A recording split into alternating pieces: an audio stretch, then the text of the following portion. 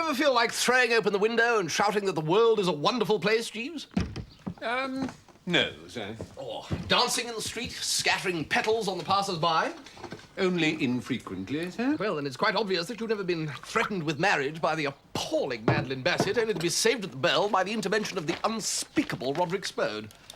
They make an interesting couple, don't they, sir? Let us hope that the engagement stays the course. It's only got to stay until Saturday, Jeeves. We have dispatched the traditional toast rack. On Sunday morning, Madeline Bassett will awaken as the Countess of Sidcup and be out of Bertram's hair forevermore. I trust that your optimism is justified, sir. You're being a positive wet blanket this morning, Jeeves. I'm going down to the drones while you pack. Very good, sir. Thank you. Hello, Bertie. Haven't seen you in a new day. I know, I've been rather busy. Coming down to Totley this week. Totley? No, what? The wedding. Madeline Bassett and Roderick Spode. Oh, no, wouldn't be after that. Well, since the time Barbie and I dressed up in black shorts for one of Spode's rallies and bombarded him with turnips. Well, I'm sorry you won't be able to join us.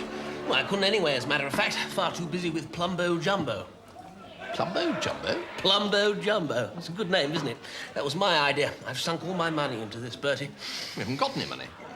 Yes, well, all my father's money. It is going to make me a fortune. Now, I've come across this inventor chap here, name of Whifflingham.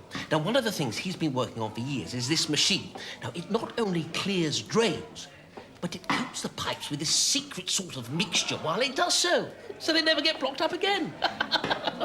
Anyway, I've put my advertisement in all the papers, and I'm just sitting back waiting for the work to flood in. Is that a joke? Is what a joke?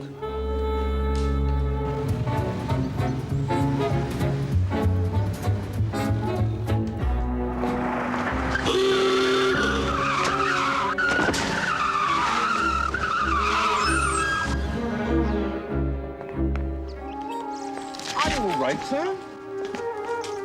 You ought to take more care, Cocky. Dancing about in the middle of the street like that. Thought you were a goner. Well, I blasted well nearly was a goner. Joe Wooster. Hello, Reggie. We know him, Jeeves. I fear so, sir. His name is Brinkley.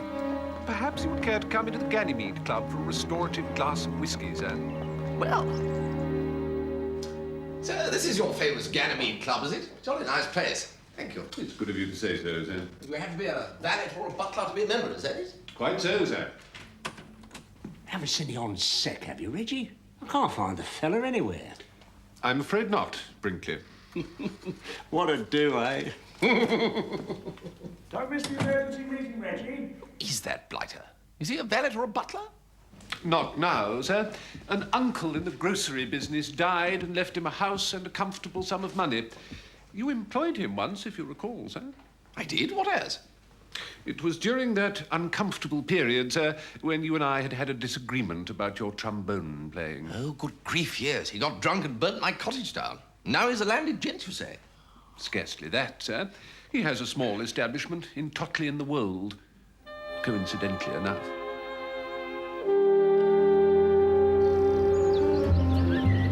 There is something I ought to tell you, sir. Tell away, Jeeves. The purpose of the emergency meeting to which Mr. Brinkley referred was to discuss the theft of the Ganymede Club book. Theft, Jeeves? Yes, sir. It's been stolen?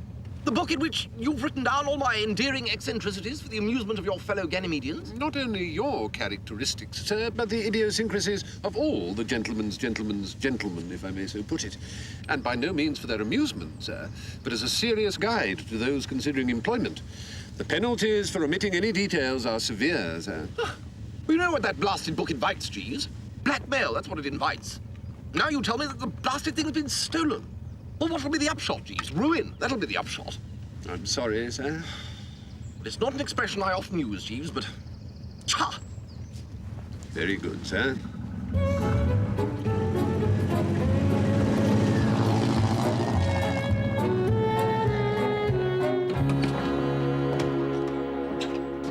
Good Lord!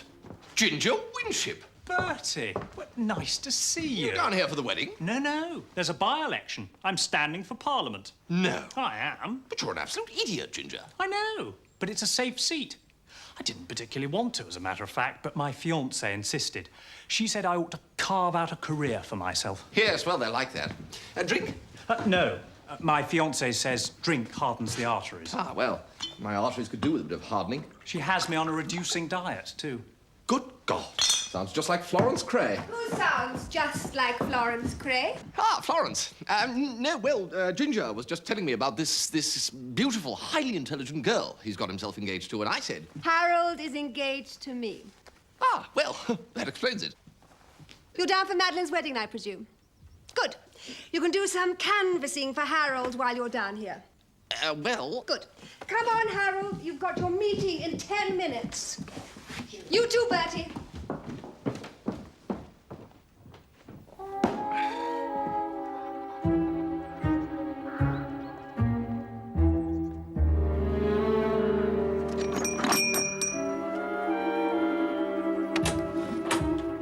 Mrs. McCorkerdale.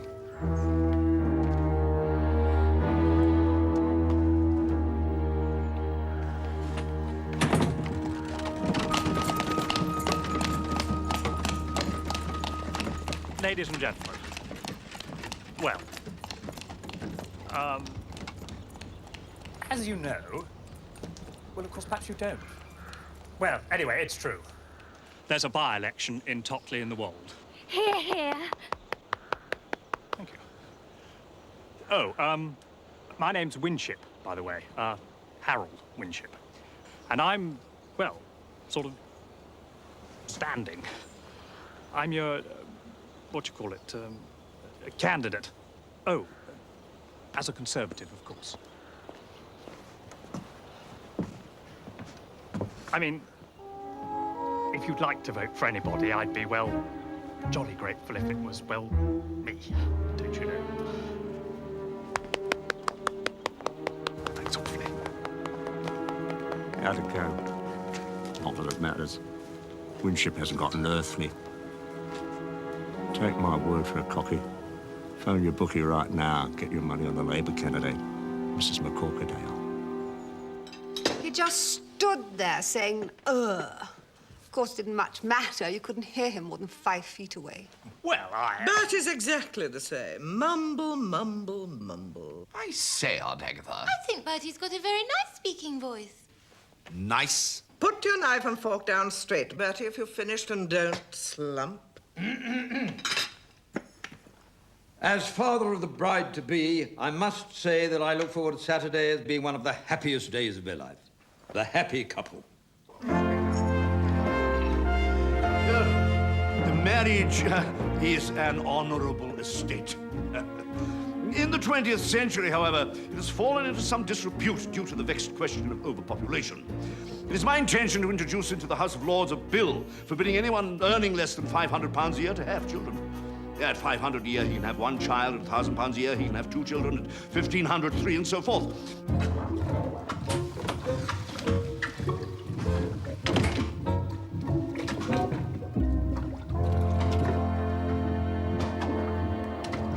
Something up with the bath?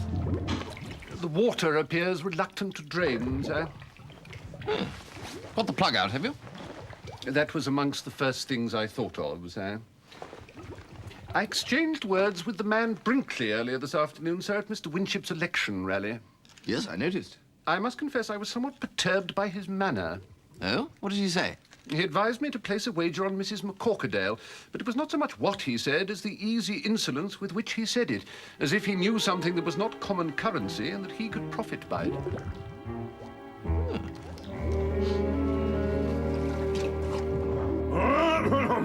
I'm here to introduce your new candidate. Ladies and gentlemen, my own elevation to the peerage debars me from standing for Parliament. But there are others to carry on my great work. My design for a giant collapsible channel bridge, first to tempt the unsuspecting foreign hordes and then to hurl them into the waves below, is well underway.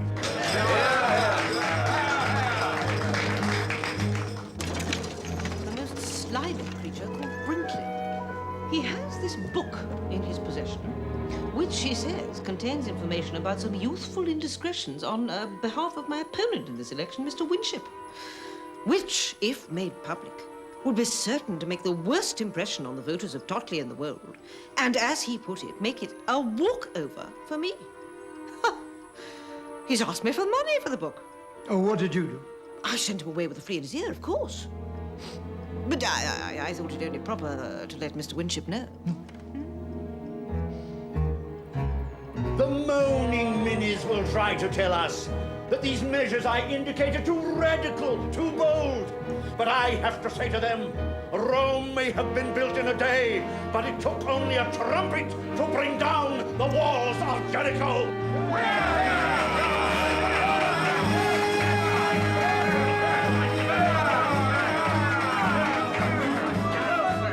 I should now like to present to you the face of modern conservatism, my good friend, your candidate, Gerald Parsnip.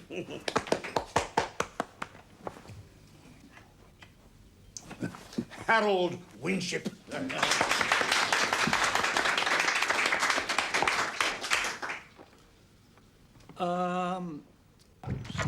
Nothing seems to be happening at all. What, Harold? You're no good at drains, I suppose, Worcester. Good Lord, no. Every sink in the place blocked solid. This looks like a job for Plumbo Jumbo. Watto? Well, this pal of mine, chum of a pal of mine, actually, has this wonderful machine for this sort of thing. I don't know that we want any machines. Some of these drains go back 200 years, you know. No, this is just the thing. The gentle giant, they call it. Hoodoo.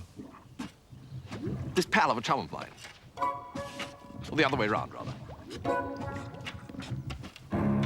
I can't possibly come down to Totley. This boat would tear me limb from limb. No, he won't. It's your big chance, Tuppy. You can come in disguise. Right. Pardon me, sir. I have some disquieting news.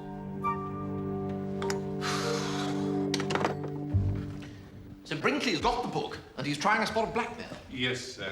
I don't see what harm he can do if old McCorkadale's turned him down. What if he should try to sell the contents of the book to the local newspaper, sir? And if, in consequence, Mr. Winship should lose the election? Well, I imagine democracy would survive the blow, Jeeves. The talk in the servants' hall, sir, is that Lady Florence has informed Mr. Winship that if he does not win the election, their engagement will be at an end. Good God, you mean Florence will once again be roaming the land, thirsting for confetti and a three-tiered cake? Indeed, sir. She may once more turn her attention to faithful old Worcester. It seems to me most likely under the circumstances, sir. This is serious, Jeeves. There's nothing else for it. We shall have to steal that book back from Brinkley.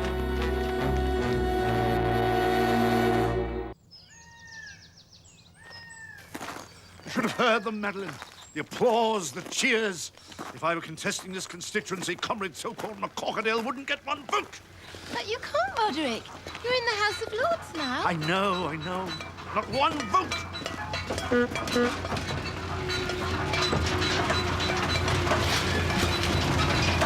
What in God's name is that?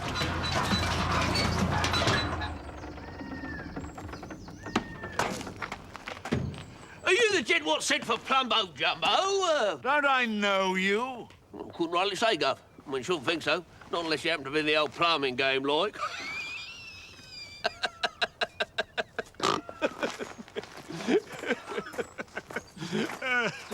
Of course, strike a light. It's me, Tuppy.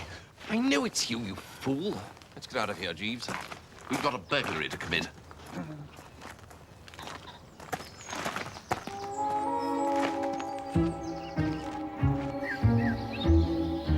I'm here as a fellow member of the Ganymede Club, Brinkley.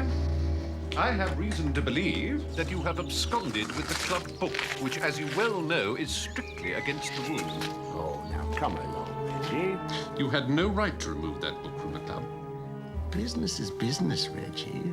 I've done some pretty heavy betting on McCorkadale, and I have to protect my investment.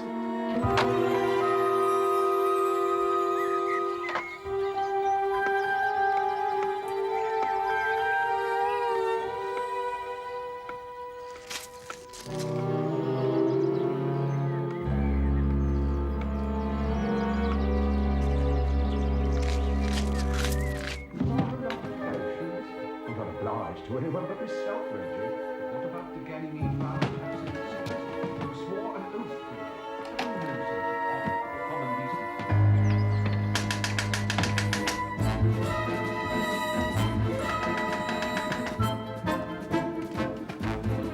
spotted a burglar. He was climbing into an upstairs window, sir.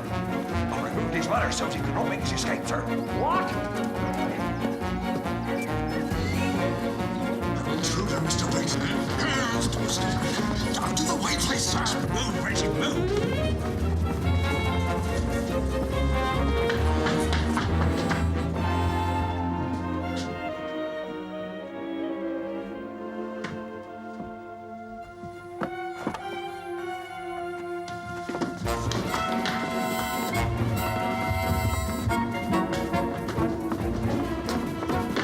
This way, sir.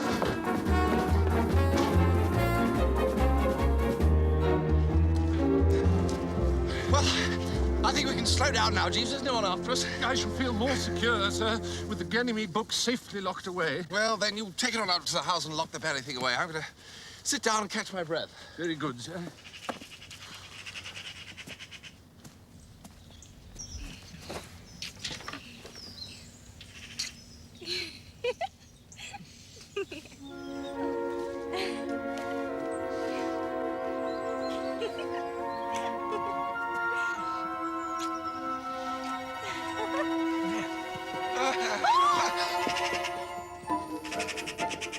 I'm sorry, Ginger. I didn't, I suppose this seems a bit odd to you, Bertie. I love Magnolia. No, Ginger. Put yourself together. You're meant to love Florence. Oh, Bertie. The trouble is you meet this girl with a perfect profile, curly hair and a willowy figure, and bingo, you say to yourself, this is the one. Accept no substitutes. Little knowing you're linking your lot with a female sergeant major with unusually strong views on the subject of discipline. Well, no, Florence is firm, I grant you, resolute. She's a nag. Well, no, she offers advice. If only I'd looked a little further, I'd have found the kindest, sweetest, gentlest girl that ever took shorthand. I allude to Magnolia Glendennan. She's my secretary. Yes, well, I'm sorry, Ginger, but there's a snag here. I expect you spotted it. Florence. Well done. No, it's all right. I'm going to get Florence to break our engagement. No, Ginger, let's not be hasty. I'm going to lose the election. But how? The voters of Totley and the World would elect Bobsy the cloth-eared bunny rabbit if he was wearing a blue rosette. Ah, but you don't know about Brinkley. Brinkley and the Ganymede Club book. Oh, you do know? Mm-hmm. But anyway, that book contains a lot of damaging stuff about me. If it was revealed, it would hand the election to Mrs. McCorkadale on a plate. So anyway, I've given Brinkley 100 quid, and he's getting the book for me. The first thing I'll do is send it to the Totley Argus Reminder with instructions to publish. Well, Ginger, I'm afraid I have bad news for you. Jeeves has the book. Well, that's good. He can take it to the Argus Reminder. Well, I'm sorry, Ginger, but to Jeeves, that book is absolutely sacred. We never let it out of his hands. You can persuade him, Bertie. Well, I doubt it, Ginger. Do my best, of course.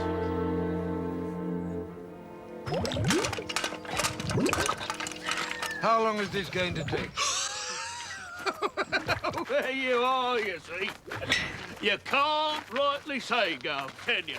I mean, how long's a piece of haddock look? Right, sir. Here we go, ladies and gents.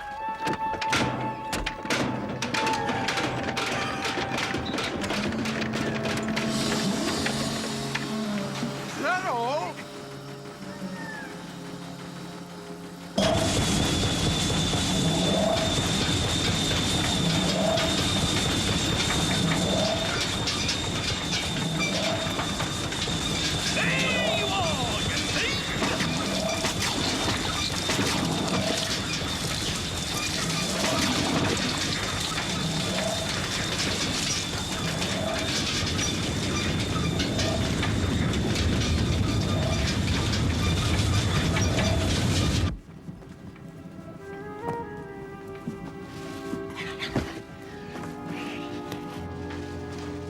Percy, what did Jeeves say about the book? No go, I'm afraid, Ginger. Very well. You mean very well. You'll see.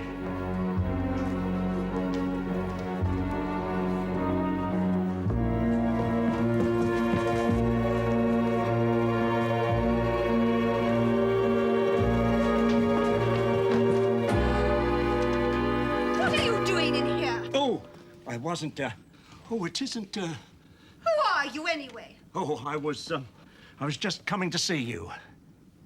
What for? What's that book you're carrying? It's a book. I'm carrying it. Bring it here. It's nothing. Don't palter with me, man. Bring it here.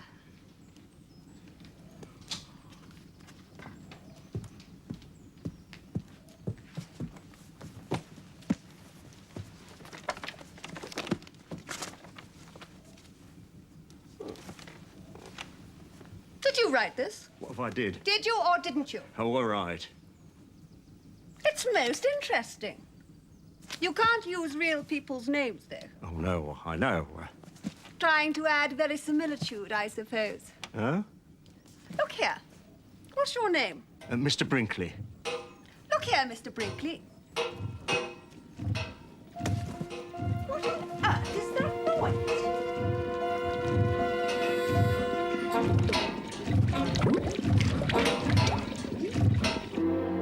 What do you mean the book's gone? Here we are, sir. You don't understand, Jeeves. Mr. Winship wants it published so that he can lose the election and not have to marry Lady Florence. Who could have taken it? Mr. Brinkley, I dare say, sir.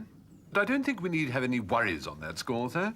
Lord Sidcup's eloquence on behalf of Mr. Winship is having such a marked effect on the electorate that I doubt that even revelations by Brinkley or anyone else could do anything more than make a small dent in his majority.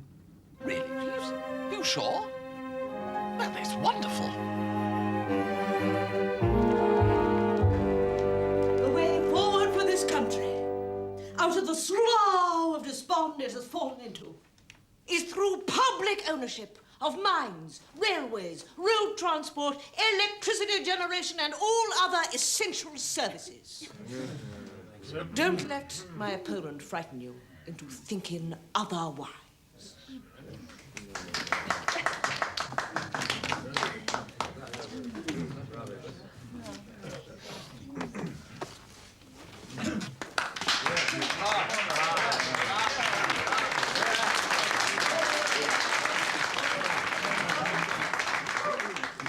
Well, I've listened to Mrs. McCorkadale, and, to be quite honest, I'm convinced. I think you should all jolly well vote for her.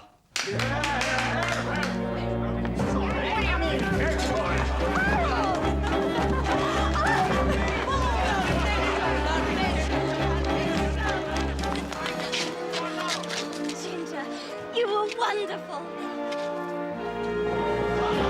Ladies and gentlemen,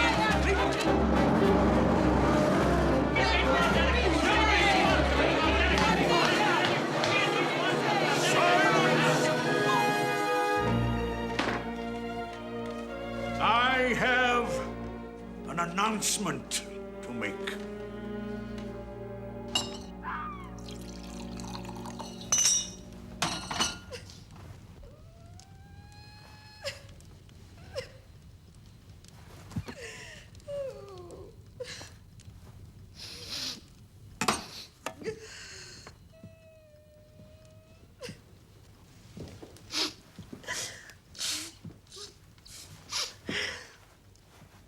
Oh, Bertie. How could he, Bertie? Oh, what ho, Florence? I didn't see you there. How could Harold give up the election in that cowardly manner? Well, What is wrong with men today? well, Perhaps I misjudged you, Bertie. Yes, perhaps you are no worse than the rest of them. oh, I am. Much worse. I'm going to give you one more chance, Bertie. Well, I don't deserve it. No, perhaps not. But fate has ordained it. You may announce our engagement, Bertie.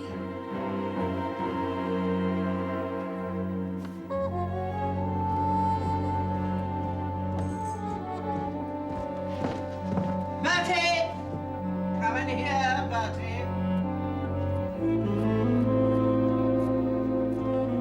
Well, this is good news indeed, Bertie. Good news? I have absolutely no intention of marrying Florence Cray. What are you babbling about, boy? I was referring to your engagement to little Madeline Bassett. I'm not engaged to little Madeline Bassett. Little Madeline Bassett is engaged to Spurge. That's why we're all assembled here, for the wedding on Saturday. Do be quiet, Bertie. Lord Sidcup and Madeline no longer intend to marry. He feels vows that because of popular demand, he must renounce his title in order to enter politics again. Renounce his title? I don't see what that's got to do with it. It would appear that Sidcup's only attraction for Madeline was in the prospect of becoming the Countess of Sidcup. That gone, she would prefer to cast her lot in with you. What? But she can't. Well, she's not one of the gals that I had marked down for you, of course, but she does show remarkable determination for one so soppy. Perhaps there's more to her than meets the eye.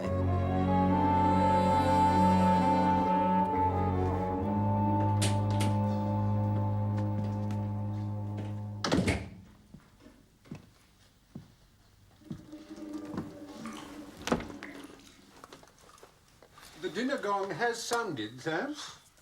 Don't even mention food, Jeeves. Who was that fellow with the circles, Jeeves? You are perhaps thinking of the Florentine poet Dante Alighieri, sir, who, in the first part of his Divina Commedia, is conducted by Virgil through the 9 circles of hell. That's the chap. Well, those fellows he bumped into had it easy. One could beg to take issue with you there, sir. Were any of them engaged to marry Florence Cray? The poet makes no mention of it, sir. Or condemned to stand, wave-faced and trembling at the altar steps while Madeline Bassett advanced on them up the aisle on the arm of her father? Indeed not, sir. Well, it had to happen to somebody one day, I suppose. And it happened to me today. Fate has dealt me the royal flush, Jeeves. I'm engaged to Madeline Bassett and Lady Florence at the same time. Oh. Oh, dear, sir.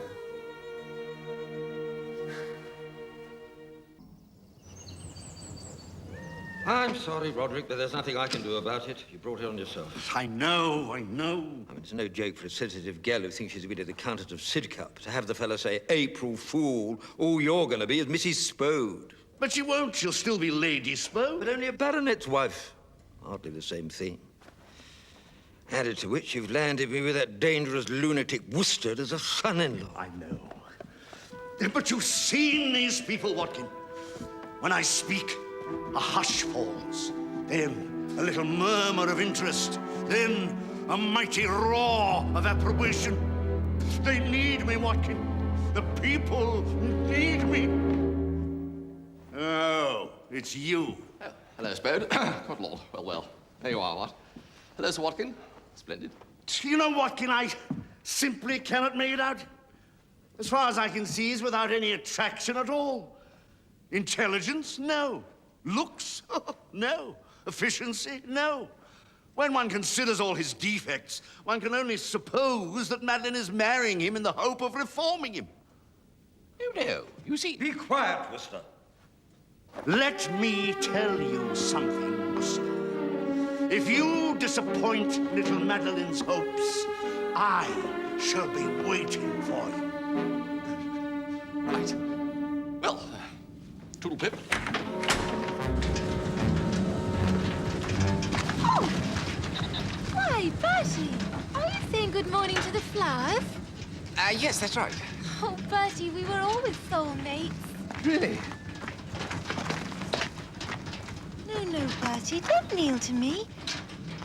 You've waited so long and so patiently, and at last tomorrow you are to get your reward. Tomorrow? Oh, the ceremony was all arranged anyway, and Daddy says we can't afford to cancel it and do it all over again.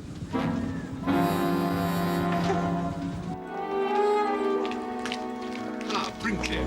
Ah, Reggie. This is a bit of an how-do-you-do, if you like. I was on my way to see you, Mr. Brinkley, to demand the return of the Ganymede Club book. I haven't got it. I wish I did have. Trying to get it back off that Florence. Lady Florence has the book?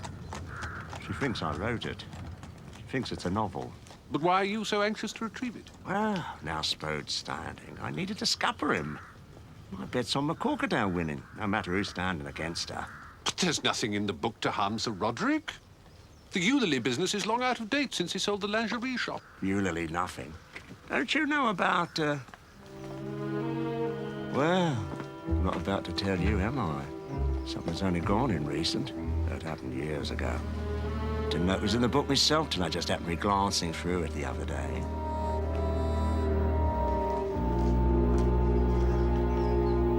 And then she calmly informs me that the execution day is tomorrow. Tomorrow, Jeeves.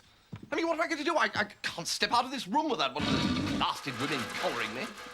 Fortunately, neither of them has yet got wind of my engagement to the other, but that can't last. Oh, no, it's a knife edge, Jeeves, I tell you. Jeeves? Sir? Oh, I'm sorry, sir. I was cudgelling my brains as to how I might retrieve the Ganymede Club book from Lady Florence. The Ganymede Club book, Jeeves, I'm afraid that compared with my imminent marriage to Madeline Bassett and subsequent imprisonment on charges of attempted bigamy, together with the probability of the brute Spo doing unspeakable things to my remains, the whereabouts of the Ganymede Club book is but a pimple on the face of the moon. Very good, sir. But I've only just heard that the book may contain sensitive information concerning Lord Sidcup, which might be used to persuade him to resume his title and so pave the way for a reunion with Miss Bassett. Oh, now, don't toy with me, Jeeves. Don't give a condemned man false hope. Oh, wait a minute. It's not that old Eulalie business again, is it? No, sir. Something only recently inserted. Really? Oh, Jeeves. Jeeves, I'm sorry. I should have had faith. No, I'm not myself. Madeline Bassett's been preying on my mind. The prospect of being linked for life to a girl who would come down to breakfast, put her hands over my eyes and say, "Guess who?" has given my morale a wallop. I can understand, sir. Very unpleasant. And what Lady Florence might do at breakfast is beyond imagining. Well, Jeeves, we must get that book.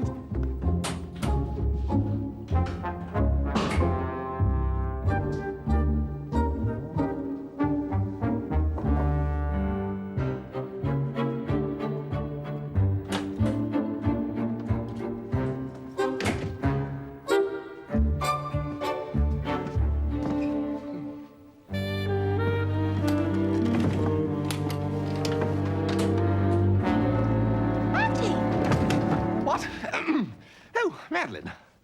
What are you doing in here? Just looking for my socks. Socks? Why would you look for your socks in Florence's room? Florence's room? Oh, where am I? I feel faint. I must say, Florence, this engagement of Bertie's makes me very happy. Well, I'm glad that you're pleased. Are you all right, Bertie? Where am I? I just told you you're in Florence's room. What I want to know, Bertie, is... Who are you? Bertie! What on earth are you doing in my room? Who? Why is he lying on the floor? I think he's having a brainstorm. What with? Why should he come into my room to have a brainstorm? The poor darling doesn't know where he is. But you do, presumably. And what are you doing in here? Well, I saw him come in, and naturally, since we're... Oh! Bertie! He's making a lot of noise. My late husband never made a noise. What he needs is peace and quiet. If I could ask you to leave him with me... No, he must come with me. After all, here's my... Kindly remember that Bertie and I are about to be... Where does it hurt, Bertie, darling? Please do not address Bertie in that over-familiar tone, Madeline. I don't see why she shouldn't. She is, after all... The agony, the agony. It's getting worse. Perhaps I can be of assistance, ladies? Oh, Jeeves. Have you ever seen him like this before? With increasing frequency, I regret to say, Lady Florence. We should loosen his collar. I hardly think such drastic measures are called for, Miss Bassett, if you'll allow me. Can you walk, sir, if I assist you? Jeeves. He recognizes you anyway, Jeeves. He didn't know who I was, and I'm his... I do apologize, sir. You trod on my toe. Sorry, Jeeves. Just hold on, sir, and we'll get you your tablets.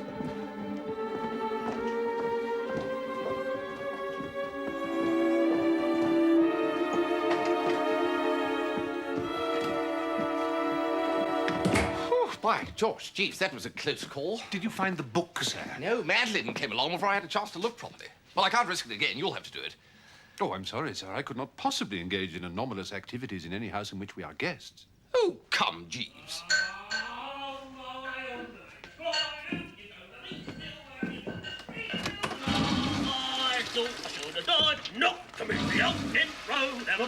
Tuppy. Sorry, Dick, I was just looking at your part. Tuppy, it's me, Bertie. Bertie! Oh, sorry. I really do get rather carried away, you know. Look, I wonder if I ought to go on the stage. You'll pardon me for interrupting, sir, but a notion has just come to me. Well, that's the best news I've... Yes, Jeeves. Yes, Tuppy, come in here a minute, will you?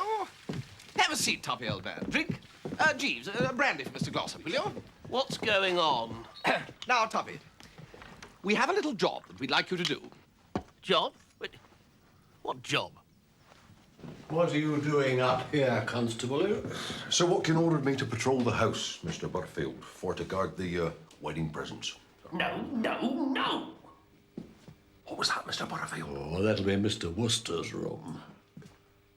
Look, Tuppy, in your role as Mr. Plumbo Jumbo, you have access to any room you like. We'll make it easy for you. You can steal the book while everyone's down at dinner. I'm not stealing the book at all. As an added insurance, sir, I could send Lady Florence a telegram demanding her attendance in London.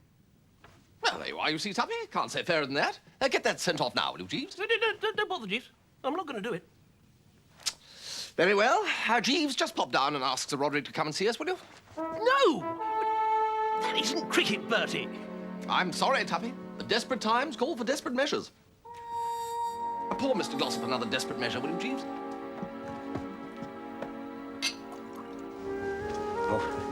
Pardon me, Lady Florence. Mr. Brinkley, good afternoon. It's about my book, Lady Florence. I've been reading it with immense interest. Oh. You have a most forthright and muscular style. I just wondered if I could have it back. And a brilliant use of different handwriting for each chapter. To reinforce the concept of the multiple narrator, I presume. Multiple thing. Yes, I just thought... Pardon me, Lady Florence, a telegram for you. Oh, thank you, Jeeves.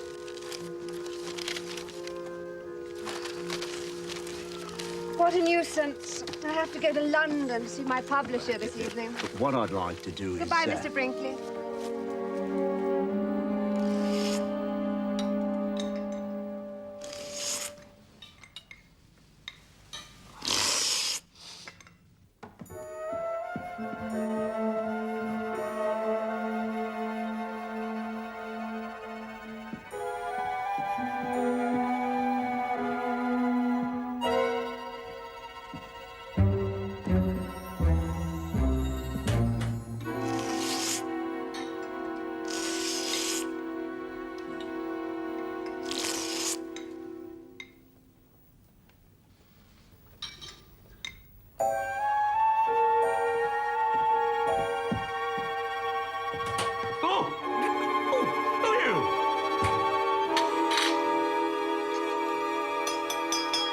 My friends, the Totley in the World by-election, for which I am standing, is merely a beginning. Sir Watkin, sir, I have apprehended 2 intruders. No, that's a Jimbo Jambo man. Yeah, Plumbo Jumbo, sir. Then what were they doing of in Miss Florence's bedroom, Sir Watkin, sir? He's got knives above him!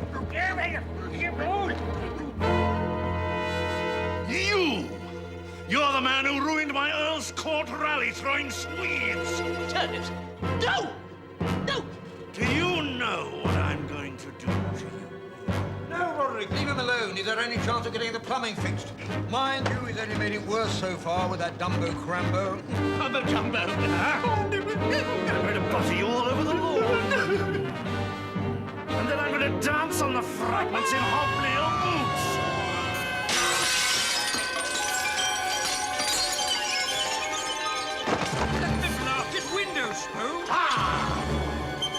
Oh, get him, Sir Watkin, sir.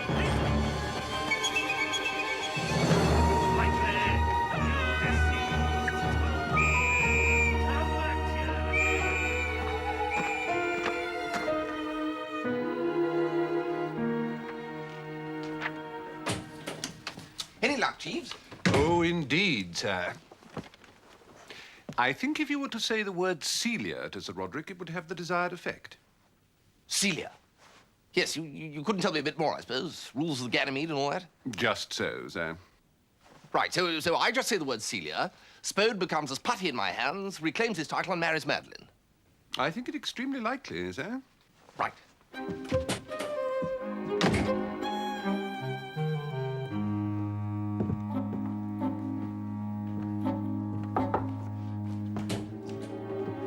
You? Yes, me, Spode. Now, I want you to give up this extremely stupid idea of standing for Parliament. Oh, you want me to give up this extremely stupid idea of standing for Parliament, do you? Yes, I do. Well, you should have said so before, Worcester. You snivelling little wet. Do you know what I'm going to do to you? Yes, Spode. I'm accustomed to your threats of mindless violence. The first thing you will be aware of is the sound of your teeth as they rattle down your throat, Worcester. I have just one thing to say to you, Spode. Celia. Celia? Yes, Celia. Or was it Delia? No, Celia.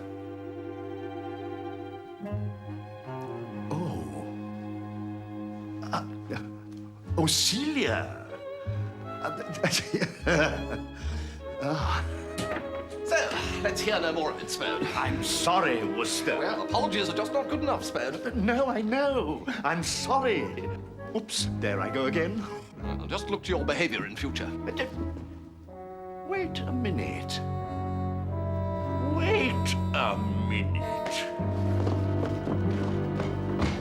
Now, look here. What about Celia? Well, you don't know anything about Celia, do you? It's a girl. Ha! You don't know anything about Celia. And even if you did, you wouldn't be able to prove anything. Now, look here, Spode,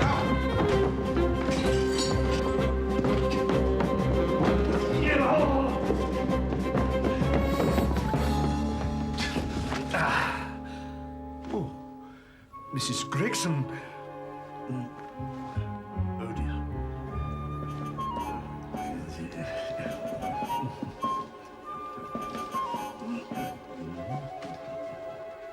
Now, you're sure you can get proof in London? I believe so, sir. Be back by morning? I will do my very best, sir. Go then, Jeeves, on wings of what's it. Very good, sir. Otherwise, tomorrow I'm the chief mourner at my own wedding.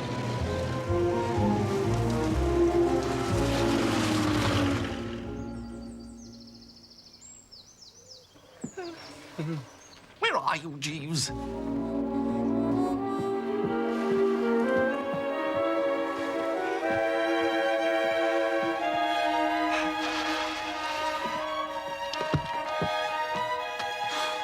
Take it like a man, Worcester. Jeeves! Ha!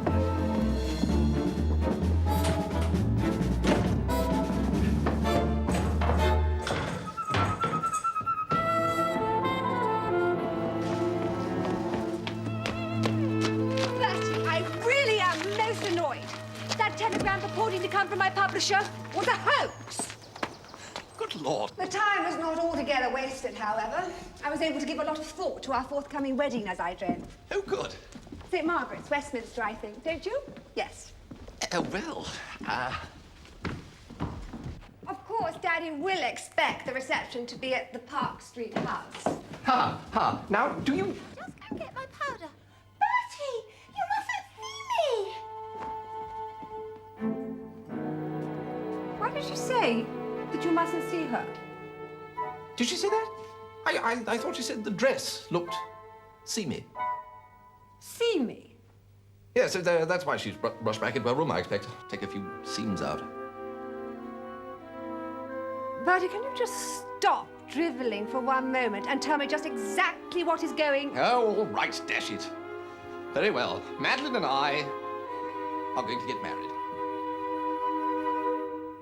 No. Madeline is going to marry the Earl of Sidcup. No, she isn't. She's given him the bum's rush and I'm... She's marrying you. Yes, in about half an hour. What? Worcester! Where's that laughing chum on the part of a friend of yours? Well, how should I know? Spode chased him off. It seems to run in! You something up, that's funny. Well, Made it worse, you blithering idiot! You better get off to the chapel, Worcester. Sir Roderick's waiting for you. He's going to be your best man. What?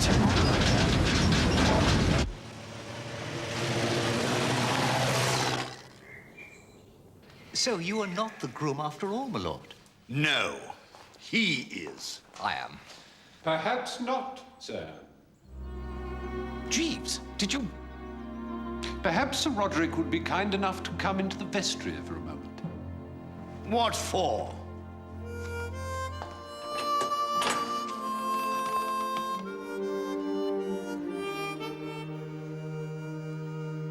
Celia.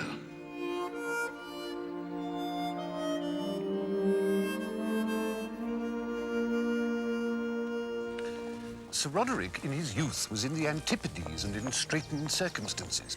Those circumstances improved dramatically overnight, and Sir Roderick was strongly suspected of nobbling Celia in a kangaroo race, a sport to which our Australian cousins are inordinately attached. And that was the actual Celia?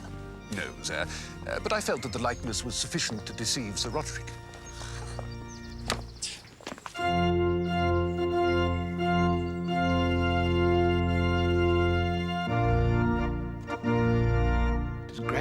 Is it not, sir, that Miss Bassett bore the end of her engagement to you so bravely? Bravely wasn't the word for it, Jeeves. As soon as she heard that Spogue was going to be an earl again, there was a sharpish chance that you could still make countess. She dropped me in like a hot pimento. Although, you know, I must say I can't help feeling badly for Lady Florence, Jeeves, in spite of her brutal assault on my copper. That is hard to forgive, sir. But a lady will express heartbreak in many different ways.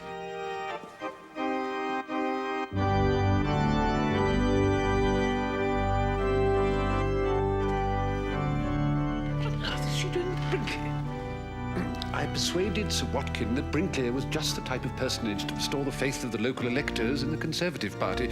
He will be adopted as candidate. And it seems that the mixture of prominent novelist and rising parliamentarian was too heady for Lady Florence to resist. Well, of all the callous, heartless, unfeeling women, Jeeves. Precisely, sir. Thank you, Jeeves. I endeavour to give satisfaction, sir. Dearly beloved, we are gathered together here in the sight of God and in the face of this congregation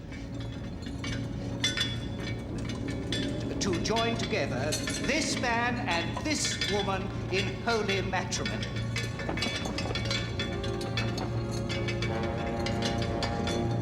Which is an honorable estate instituted of God in the time of man's innocency, signifying unto us a mystical union